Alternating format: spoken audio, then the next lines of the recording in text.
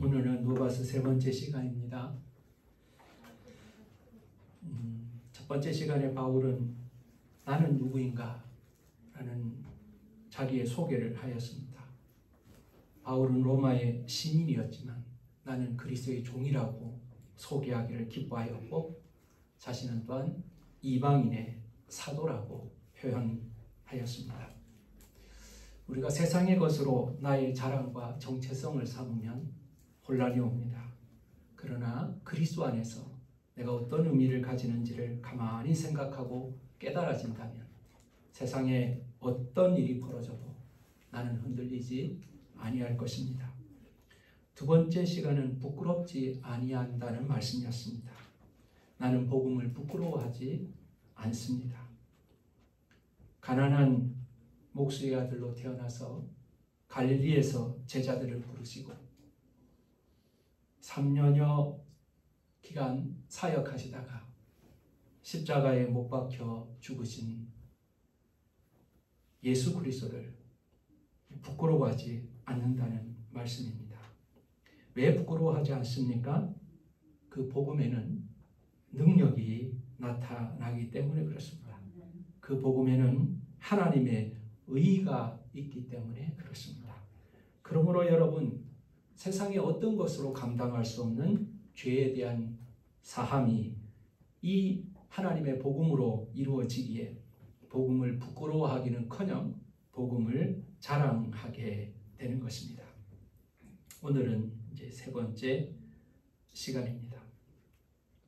제가 어제 병원에 아침에 좀 다녀왔습니다. 토요일은 제가 가급적 만남이나 다른 일들을 하려고 하지 않습니다.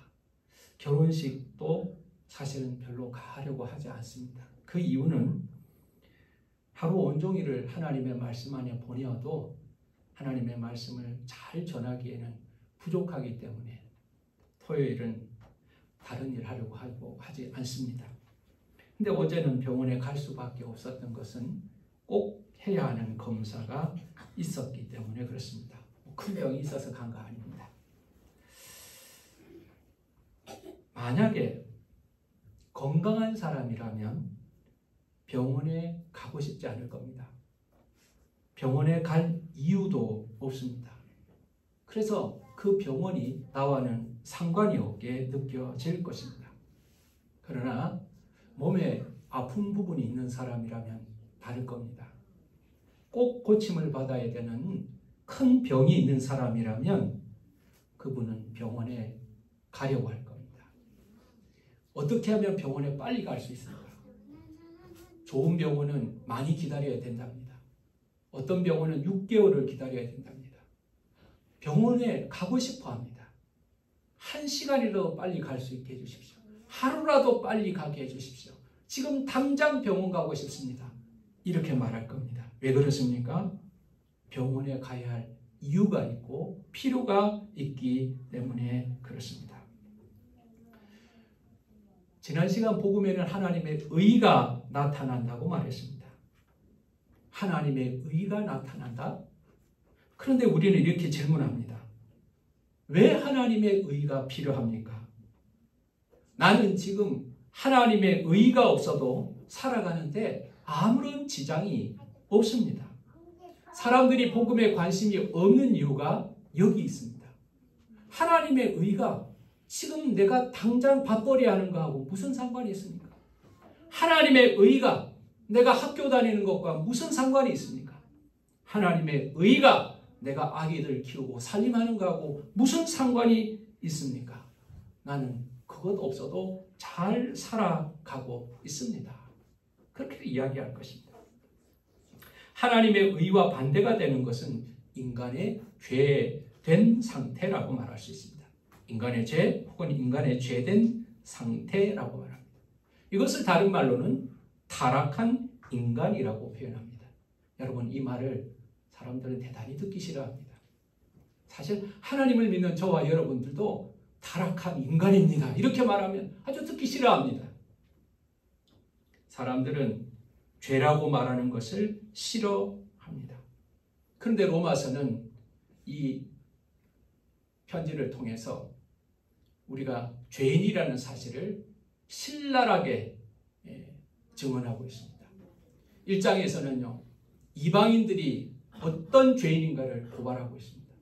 로마서 2장에는요, 유대인들도 어떤 죄를 가졌는가를 이야기하고 있습니다. 그래서 로마서는 이런 결론을 내립니다.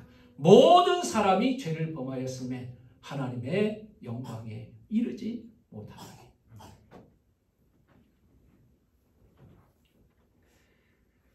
오늘 본문은 우리가 과연 죄가 있는가에 대한 답입니다. 우리가 죄인인가? 우리가 죄가 있는가? 여기에 대해서 내가 답을 하는 것이 아니라 이 말씀이 답을 하고 있습니다. 여러분, 병이 있으면 증상이 있습니다. 감기가 걸리면 열이 나죠. 목이 붓는 사람도 있고요. 콧물이 나는 사람도 있고요. 몸살이 일어나는 사람도 있습니다. 그 증상은 그 병을 증거하는 것이죠. 배가 아픈 사람은 배가 아픈 것에 대한 증상이 나타날 것입니다. 자, 죄가 있는 사람도 마찬가지입니다. 죄가 있는 것은 마킹이 된 것이 아닙니다. 문신하듯이 몸에 마킹이 되어 있는 것이 아닙니다. 죄는 증상으로 드러나고 있습니다. 그 증상들을 우리는 가만히 살펴보면서 왜 나에게 복음이 필요한가? 왜 죄인들에게 복음이 필요한가를 알게 되는 것입니다. 오늘 18절 말씀, 본문 18절에 이렇게 시작합니다. 하나님의 진노가 불의로 진리를 막는 사람들의 모든 경건하지 않음과 불의에 대하여 하늘로부터 나타나나니, 그렇게 말합니다. 하나님이 진노하신다고 말씀하고 계십니다. 하나님이 진노하신다. 우리는 하나님의 사랑에 대하여 알고 있습니다. 그리고 하나님의 사랑을 우리는 의지하고 살아갑니다. 그러나 하나님은 사랑의 하나님과 동시에 진노하시는 하나님이십니다. 죄에 대하여 진노하십니다. 이것은 하나님의 사랑의 성품과 전혀 배반되지 않는, 모순되지 않는 성품입니다. 하나님은 우리를 사랑하십니다. 그러나 죄에 대해서는 진노하십니다. 이것은 하나님의 본성입니다. 하나님은 죄인은 사랑하십니다. 그러나 죄를 사랑하시지는 않습니다. 진노는 악에 대한 하나님의 변치 않고 완전히 의로운 적의입니다. 하나님의 진노는 죄에 대한 하나님의 정당한 분노라는 뜻입니다. 그런데 어떤 상황에서 하나님이 진노하셨는가? 불의로 진리를 막는 사람들이라고 말했습니다. 불의로 진리를 막는 사람들. 여러분, 이 단어가, 이 문장이 여러분 이해하기가 조금 어려워요. 그래서 제가 설명을 해드리면 이런 거예요. 진리를 거절하고 불의한 행동을 선택한 사람들. 진리를 거절하고 불의한 행동을 하는 사람들이라고 우리는 알 수가 있습니다. 하나님은 죄가 있다고 무조건 진노하시는 분이 아닙니다. 의도적으로 죄를 선택한 사람들에 대하여 벌을 주시는 것입니다. 진리를 알게 되었습니다. 그러나 그 진리를 거절하고 내가 불의를 선택한 것에 대한 보응이 하나님의 진노로 나타난다는 겁니다. 우리는 여기서 또 한 가지의 질문을 할 수 있습니다. 그러면 우리가 어떻게 진리를 압니까? 어떻게 우리가 진리를 알죠? 우리가 복음을 듣지 못했다면 어떻게 진리를 알 수 있습니까? 여기서 진리는 하나님 혹은 하나님의 뜻이라고 말할 수 있겠죠?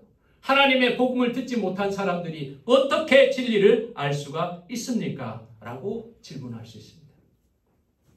그때 우리는 한 가지 생각해야 될 것이 있습니다. 우리가 하나님의 피조물이라는 사실을 기억해야 합니다. 하나님의 피조물 중에서도 가장 아름답고 탁월한 걸작이라는 사실을 우리는 기억해야 하는 것입니다. 하나님은 하나님의 형상을 우리 가운데 만들어 놓으신 것입니다. 우리는 하나님의 형상대로 지음을 받은 존재입니다. 그래서 우리는 배워서 아는 것이 있고 타고난 것으로 아는 것이 있습니다. 예를 들어 양심이라는 것은요, 배운 것이 아닙니다. 여러분, 양심이라는 학과를 들어봤습니까? 윤리학과라는 것은 있지만 양심학과라는 것은 없습니다. 박사학위를 받으면 양심이 좋아질까요? 교수가 되면 탁월한 양심을 가집니까? 그렇지 않습니다. 학교 근처에도 안 가본 그런 사람이 더 양심적일 수도 있는 거죠. 이 양심이라는 것은 배워서 아는 것이 아니라 하나님께서 우리의 영혼에 심어놓으신 하나님의 닮은 성품인 겁니다. 인간은 하나님 닮은 존재입니다. 뿐만 아니라 하나님은 인간에게 하나님을 알만한 것도 주셨습니다. 19절을 읽어보겠습니다. 이는 하나님을 알만한 것이 그들 속에 보임이라. 하나님께서 이를 그들에게 보이셨느니라. 하나님께서 그를 알만한 것을 보여주셨대요. 하나님이 그를 알만한 것을 보여주셨대요. 어디에 보여주셨어요? 자연 속에서도 있고요. 우리의 삶 속에서도 있고요. 이것은 구원을 받기에 충분한 지식은 아니지만 하나님이 계신다는 것을 알기에는 충분한 지식입니다. 이것은 구원받기에 충분한 지식은 아니지만 우리가 죄인이라는 것을 깨닫기에는 충분한 지식입니다. 나 이렇게 살면 안 될 것 같아. 하나님은 우리를 깨닫게 하시는 것입니다. 더 구체적으로 20절에는 설명하고 있습니다. 창세로부터 그의 보이지 아니하는 것들 곧 그의 영원하신 능력과 신성이 그가 만드신 만물에 분명하게 보여 알려졌나니 그러므로 그들이 핑계하지 못할 것이다. 자, 우리 안에 하나님을 알만한 것이 있어요. 그리고 밖에도 하나님을 알만한 것이 있다는 겁니다. 어떤 겁니까? 피조 세계에 만들어 놓으신 것들을 가만히 보면 그의 능력과 신성이 보인다는 겁니다. 여러분, 제 사무실에 보면 그림이 하나가 있습니다. 그 그림은 종교개혁 시대 때 루터의 친구였던 카르낙이라는 사람이 그린 그림입니다. 근데 저는 카르낙을 모릅니다. 그런데 그 그림을 보면 그 그림을 그린 사람을 우리는 알 수가 있습니다. 우리는 피카소의 그림을 봅니다. 그럼 그 피카소라는 사람을 만나보지 못했을지라도 피카소라는 사람이 있었고 피카소라는 사람이 자기의 생각과 감정을 이 그림으로 표현했다는 것을 알 수가 있습니다. 그림을 보면 화가가 보입니다. 조각을 보면 조각가가 보입니다. 음악을 들으면 음악가가 느껴지는 거죠. 자, 그렇다면 온 세상을 창조하신 하나님의 영광이 이 하나님의 피조 세계 속에서 녹아있는 거죠. 그래서 믿음의 눈을 뜨고 가만히 바라보면 이 꽃들 가운데도 하나님이 계시고 이 아름다운 하늘 가운데도 계시고 이 아름다운 태양을 비치는 가을날에도 하나님이 계시다는 것을 알게 된다는 사실입니다. 우주는 하나님께서 창조하신 거대한 작품이고 그 아름다운 작품을 통해서 하나님을 알게 되는 것입니다.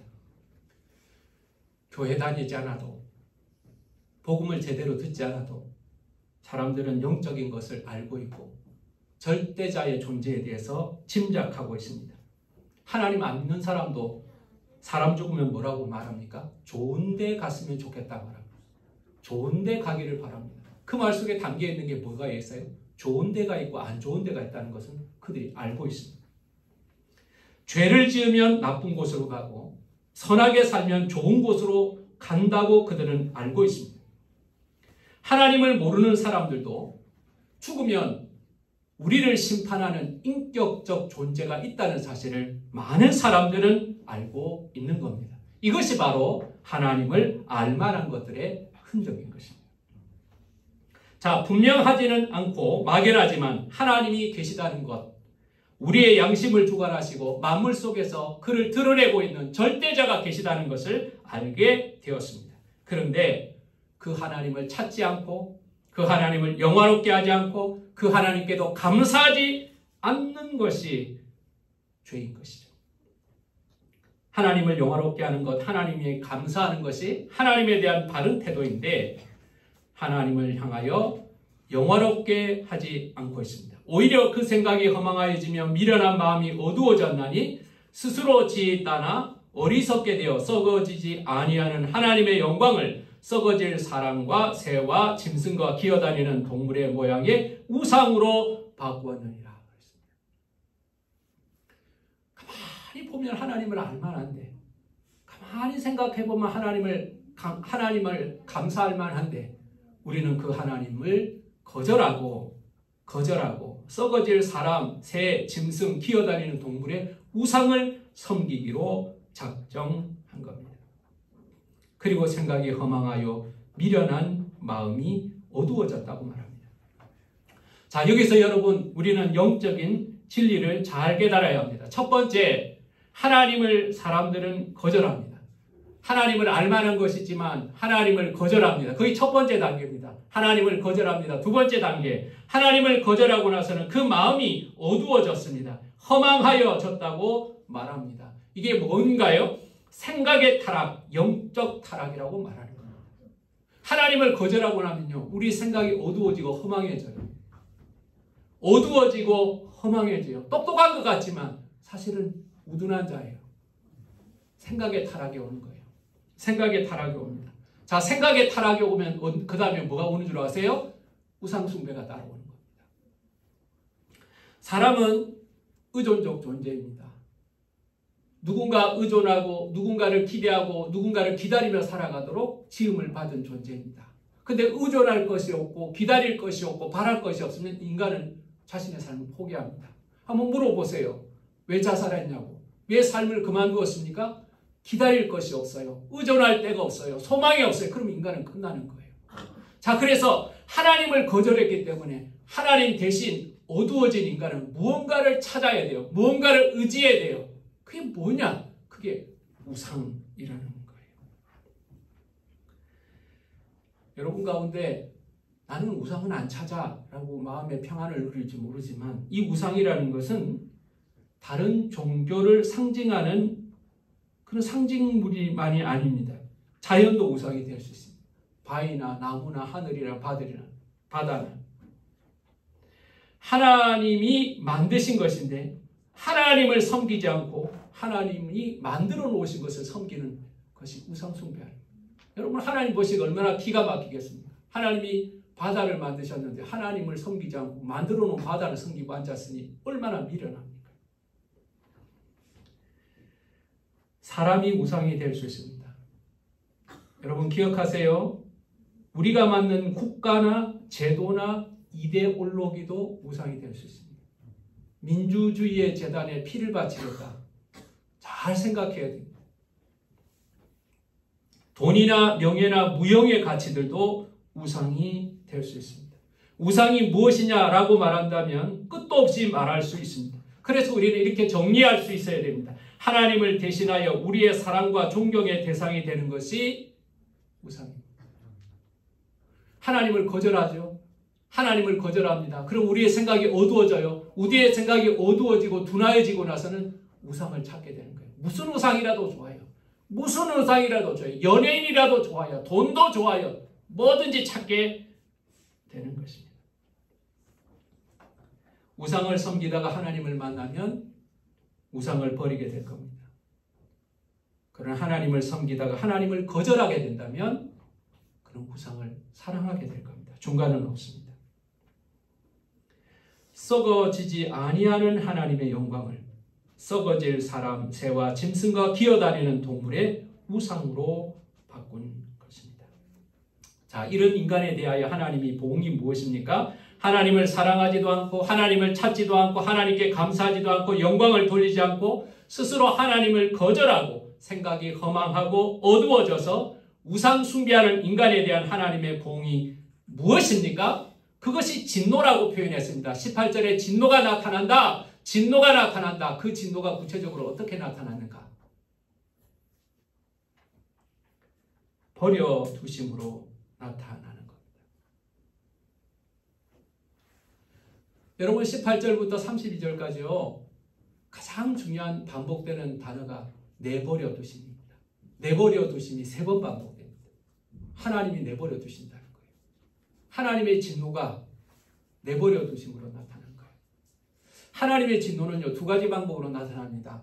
하나님께서 간섭하셔서 진노하시는 거죠. 예를 들면 소돔과 고모라에 불벼락이 떨어지는 거 하나님이 간섭하신 진노입니다. 이거 그냥 둬서는 안 되겠어. 내가 반드시 벌하고 없애버려야 되겠어. 하나님이 간섭하시는 진노입니다. 노아 시대 때 비가 내리는 거요. 물이 관영하게 되는 거요. 그 하나님이 간섭하시는 진노입니다. 이 죄를 그냥 두면 안 되겠어. 내가 이 죄를 없애야 되겠어. 사람을 죽여서야 되겠어가 아니라 죄를 제거해야 되겠어. 하나님의 진노가 피로 나타난 겁니다. 물로 나타난 겁니다. 그건 간섭하시는 진노입니다. 근데 그보다 또 한 가지 무서운 진노가 있습니다. 그건 뭔가 내버려 두시는 겁니다. 내버려 두시는 겁니다. 사랑하는 여러분, 오늘 본문에 하나님의 진노가 나타났다. 18절에 나타난 진노가 아래 3번 반복되는 내버려 두심이라는 것으로 드러나는 겁니다. 자, 하나님이 내버려 놓으면 어떤 일이 벌어지는 줄 아세요? 하나님이 내버려 놓으면 기가 막힌 일이 벌어집니다. 이 때문에 하나님께서 그들을 부끄러운 욕심에 내버려 두셨으니 곧 그들의 여자들도 순리대로 쓸 것을 영리로 바꾸었으며 그와 같이 남자들도 순리대로 여자 쓰기를 버리고 서로 향하여 음욕이 부릴 듯하며 남자가 남자와 더불어 부끄러운 일을 행한다는 겁니다. 여러분, 하나님의 마음에 하나님 두기를 싫어하고 거절할 때 마음이 어두워지고 우둔하여진다고 말했습니다. 그리고는 우상 숭배로 들어간다고 말했습니다. 하나님이 진노하셔서 내버려 놓으면 어떻게 되는가? 첫 번째는 탐욕에 빠지게 됩니다. 탐욕이 뭡니까? 마땅한 필요 이상의 욕망입니다. 바르지 못한 것, 가져서 안 되는 것을 가지는 것을 탐욕이라고 말합니다. 물질에 대해서, 사람에 대해서, 명예에 대해서. 여러분, 하나님이 마음에 없으면요, 하나님이 주시는 만족감이 없으면 사람은 반드시 다른 것 가지고 만족감을 누리려고 합니다. 근데 그 탐욕이 지나가면 어떤 줄 아십니까? 탐욕 이후에 또 뭐가 옵니까? 성적 타락이 온다고 하나님은 말씀하고 있습니다. 하나님이 내버려 두시면 성적 타락이 옵니다. 쾌락을 넘어서는 타락이 옵니다. 남녀 간의 아름다운 사랑의 관계로 나누어져야 하는 그런 관계가 이제는 남자와 여자, 여자와 여자, 그리고 로마 시대 때는 사람과 짐승까지 그 더러운 짓을 했습니다. 하나님의 내버려 두심 때문에 그렇습니다. 이 하나님의 내버려 두심에 따라서 탐욕이 쫓아오고, 그 다음에 성적 타락이 쫓아오고, 그 다음에 여러 가지 죄의 열매들이 쫓아옵니다. 여러분, 성령의 열매는 어디인 줄 아세요? 성령의 열매는 9가지입니다. 근데 죄의 열매는요, 몇 가지인 줄 아십니까? 오늘 본문에 나타난 것은 21가지입니다. 성령의 열매도 훨씬 많습니다. 여러분 보세요. 곧 불의, 추악, 탐욕, 악이 가득한 자요, 시기, 살인, 분쟁, 사기, 악독이 가득한 자요, 무정한 자요, 무지한 배가 닳지 않았지만 이 21가지의 죄의 열매들이 가득 맺히게 되는 겁니다. 여기서 끝나는 거 아니에요. 32절을 보세요. 그들이 이 같은 일을 행하는 자는 사형에 해당한다고 하나님께서 정하심을 알고도 자기들만 행할 뿐 아니라 또한 그런 일을 행하는 자들을 옳다 하느니라. 죄를 짓는 사람이요, 죄인지 모르고 죄를 짓는 사람은 별로 없습니다. 어린아이가 아니라면 악한 지혜가 있기 때문에 죄를 지으면서도 이거 죄야 알고 죄를 짓습니다. 그런데 그 죄를 짓다고 보면 부담스럽습니다. 그래서 그 죄를 가볍게 하면서 계속해서 죄를 지을 수 있는 방법이 하나가 있습니다. 그건 뭔 줄 아세요? 함께 죄를 짓는 공범들을 만들어내는 거예요. 혼자 죄를 지으면 불안해요. 근데 많은 사람이 죄를 지으면 편안해요. 여러분, 큰 사거리에서요, 신호등이 지켜야 되잖아요. 근데 신호등이 빨리 안 바뀌어요. 고장이 났는지. 한 100명 정도 사람이 있어요. 그 100명이 다 신호등을 기다리고 있다고 합시다. 그러면 어떤 사람이 용감하게 그 건널 수 있을 것 같아요? 못 건넙니다. 사람들이 흉볼 것 같아요. 못 건넙니다. 그런데 똑같은 자리에서 신호등을 기다리다가 99명의 사람들이 그냥 가자, 고장났나 봐 그러면서 슬금슬금 그 횡단보도를 건넌다고 합시다. 그러면 남아있는 한 사람이 아니야, 나는 지킬 거야 그럴 것 같아요? 이렇게 많이 가는 거 보니까 가도 되나 보다 그러고 따라가는 거예요. 똑같은 잘못된 행동이에요. 그런데 사람들은요, 함께 움직일 때 많은 사람들이 하고 있으면 그 죄의식을 죄로 느끼지 않는 거예요. 여러분, 이것이 중요한 이유가 대중문화 속에서, 이 시대 속에서 여러분들의 도덕의 기준이 낮아져서는 안 된다는 거예요. 우리의 기준은요, 하나님의 말씀이에요. 우리의 기준은요, 하나님의 진노예요. 근데 우리는요, 사람들의 기준으로 내려 낮추고 나서 남들이 이렇게 하고 있으니까 괜찮아. TV에서 이거 나왔으니까 괜찮아. 요즘은 남자친구 하나씩 다 있어야 된대. 요즘은 여자친구 다 있어야 된대. 나만 그래? 다 이 시대가 그런데.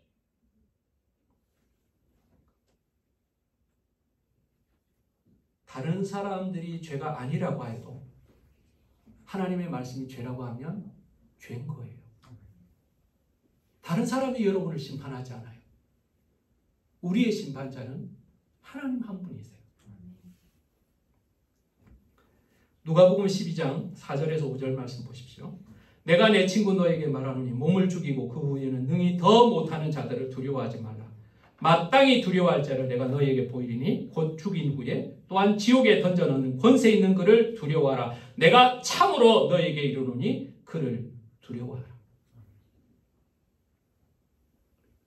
믿음이 없는 사람은 하나님이 없으니까 사람을 두려워합니다. 그럼 믿음의 사람들은요, 하나님이 계시니까 사람들보다 하나님을 두려워하는 게 진짜 믿음인 거예요. 여러분의 믿음이 세상에 물이 들어가지고 세상의 이야기를 하고 세상의 기준으로 살아간다면 사실 여러분들은 타락한 크리스찬인 거예요. 21가지 죄악은 하나님이 내버려 두신 결과입니다. 저는 어릴 때, 학생 때 이 로마서를 읽으면서 마음에 사실은 걸림이 있었습니다. 좀 섭섭하게 느껴졌습니다. 내버려 두신다? 내버려 두신다. 우리 하나님께서 뭔가를 하셔야 되는 거 아닌가? 아니, 인간들이 이렇게 죄짓게 하나님이 내버려 두셔서 되는 건가? 하나님이 무하심한 거 아닌가? 하나님 포기하셨다는 말인가? 사랑하면 포기 못하는 거 아닌가? 사랑하면 내버려 놓지 못하는 거 아닌가? 애기들을 키우다가 애기들 키우는 거 힘들어 그냥 내버려 놔버리나요? 아무리 힘들어도 울면서라도 애들 끌어안고 가잖아요. 이 내버려 두심이라는 것은 하나님이 포기하셨다는 것을 의미하지 않습니다. 이 내버려 두셨다는 말은 하나님께서 간섭하지 않음으로 인하여 발생하는 상황이라는 겁니다. 하나님께서 우리에게 손을 놓은 것이 아니에요. 하나님께서 우리를 향하여 손을 놓으신 것이 아니에요. 우리를 잡은 하나님의 손을 우리가 뿌리쳤다는 말이에요. 하나님이 우리를 거절하는 것이 아니라 우리를 향한 하나님의 사랑을 거절함으로 인하여 그 자연스럽게 도달하게 되는 결과가 내버려 놓음인 겁니다. 이 창문을 열면 빛이 쏟아져 들어오죠. 이쪽이 아니고 저쪽입니다. 빛이 쏟아져 들어옵니다. 근데 내가 그 빛을 차단했습니다. 암막 커튼을 막아버렸습니다.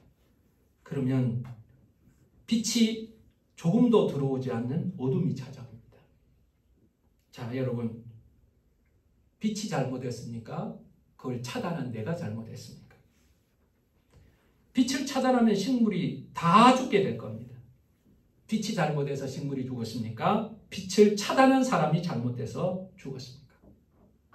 게을러서 식물에 물을 주지 않으면 식물들은 다 말라 죽게 될 겁니다. 물이 잘못되었습니까? 물 주기를 거절한 사람이 잘못되었습니까? 내버려 두심을 통해서요, 하나님이 이루시고자 하는 목적이 있습니다.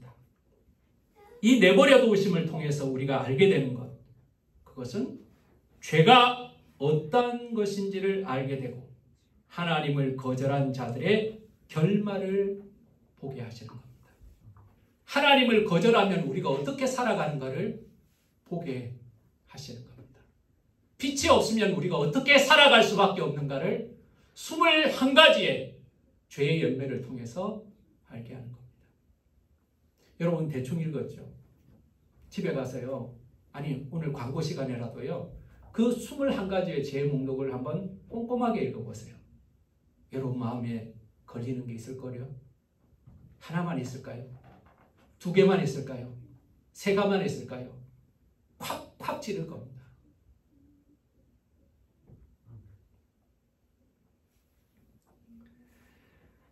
병이 얼마나 무서운지를 알게 되면요, 사람들은 병원에 달려갈 겁니다. 당신 걸린 그 병이요, 그거 열흘 만에 죽어요. 그럼 병원 안 갈 사람 있겠어요?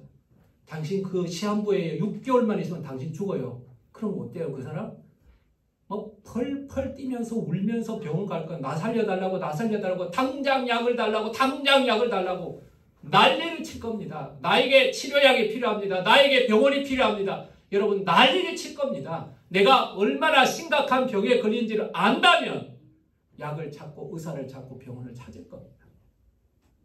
오늘 하나님은 21가지의 죄의 열매를 통해서 죄에 매인 자, 하나님을 거절한 자가 어떠한 상황에 놓이게 되는지를 알게 되고, 그리고 그 진노하심으로 말미암아 하나님의 의를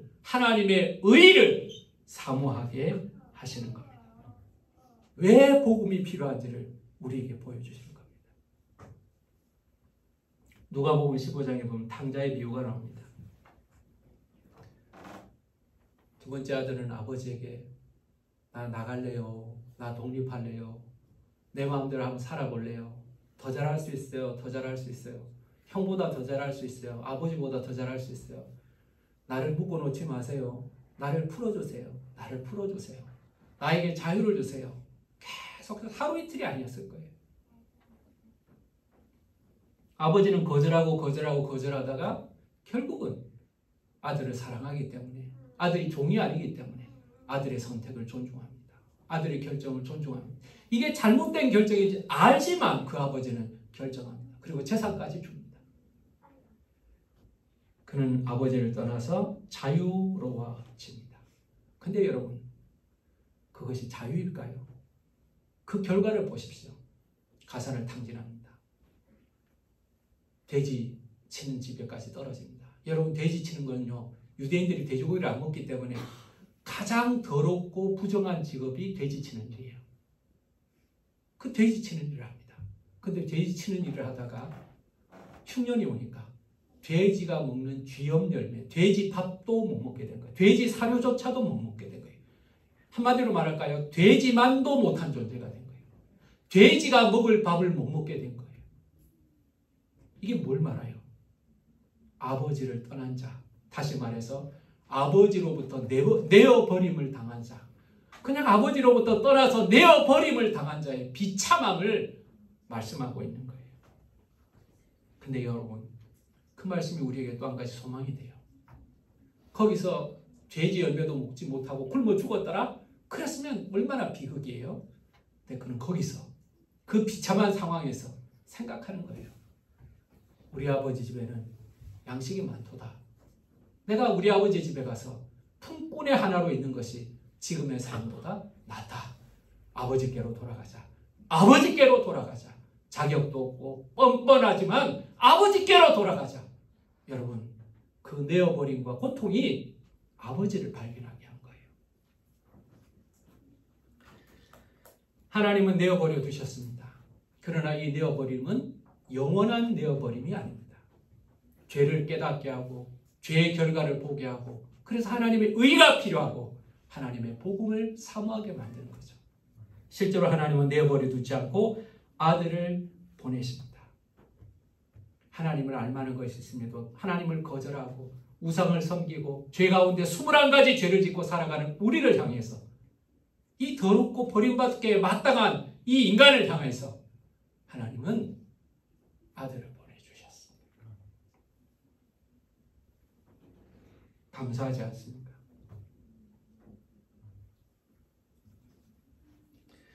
사랑하는 여러분, 우리가 하나님을 잘 섬겨야 하는 이유가 여기 있습니다. 하나님을 알면서도 하나님을 거절하는 자들, 하나님을 영화롭게 하지 않고 감사하지 않는 자들, 하나님을 부인하는 정도가 아니라, 부인하지 않는 정도가 아니라 하나님께 영광을 돌리지 않고 하나님께 감사하지 않으면 여러분들은 여러분의 마음에 무엇인가를 우상으로 삼고 사랑하고 살아가고 있을 겁니다. 여러분의 열정을, 여러분의 물질을, 여러분의 사랑을, 여러분의 시간을 여러분은 그 우상에게 바치고 있을 겁니다. 사랑 여러분, 하나님께서 내버려 두셨지만 그 내어버림에 인하여서 우리가 마음대로 할 수 있었지만 우리 마음대로 살았던 결과는 21가지의 죄악의 열매였습니다. 우리는 인정해야 합니다. 하나님, 우리 마음대로 살아가고 싶었는데 그 결과가 하나님의 내어버려 두신 21가지의 죄악이었습니다. 하나님을 알게 하시고 하나님을 사랑하게 하시고 하나님께 영화롭게 하시며 하나님께 감사하게 하여 주시옵소서. 다시 복음의 빛을 우리에게 비추어 주셔서 이 더러운 죄악을 다 사하고도 남는 인간의 죄, 21가지의 죄 열매를 다 소멸시키는 하나님의 의가 복음을 통하여 우리에게 다시 쏟아지게 해달라고 기도하는 저와 여러분 되시기를 예수 이름으로 축원합니다. 기도하겠습니다. 하나님, 사랑의 하나님이 진노하십니다. 인간의 죄에 대해서 하나님을 알만한 것이 우리에게 분명히 있음에도 불구하고 하나님을 거절하는 우리를 향하여 하나님이 진노하십니다. 하나님, 우리가 하나님을 거절하고 알만한 것이 있음에도 하나님을 거절할 때 우리의 마음은 어두워지고 둔하여지고 그래서 우상을 섬기게 되고 탐욕을 하게 되고 성적으로 타락하게 되고 그리고 마지막으로는 21가지의 죄악의 열매를 거두게 됩니다. 나는 괜찮아 라고 생각했는데 그 21가지의 죄악의 목록을 보니 내가 가진 것이 있어서 마음이 찔리고 고통스럽습니다. 하나님이 내버려 놓으면 구원받을 자가 없고 하나님이 내버려 놓으면 이 죄로부터 자유할 자가 없습니다.